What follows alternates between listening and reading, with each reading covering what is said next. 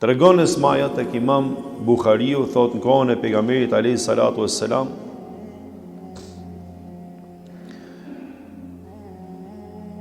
nëna ime thot, erdhi thot që të më kërkonte që unë t'i shërbeja, por ajo nuk ishte besimtare. Akoma s'ishte bërë muslimane, pra ishte njëri që nuk ishte besimtare, bënte ato adhurimet e zotave, kishte fenë e vet.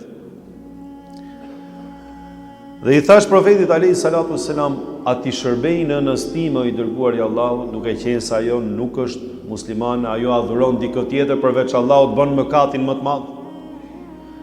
Më tha profeti alayhi salatu wassalam, tha, patjetër thot do t'i shërbesh dhe me mirësjelljen më të madhe. Pra mos marri shkas dikush edhe të thot që prindit e mi nuk janë musliman dhe nuk meritojnë respektin tim. Prindit e mi nuk janë besimtar dhe nuk meritojnë respektin tim. Përkundrazi, duhet me i shërby, thot profeti alayhi salatu wassalam, dhe duhet i jesh mirënjohës edhe me mirësjelljen më të madhe dhe më të mirë, nuk duhet mungoj mirësjellja.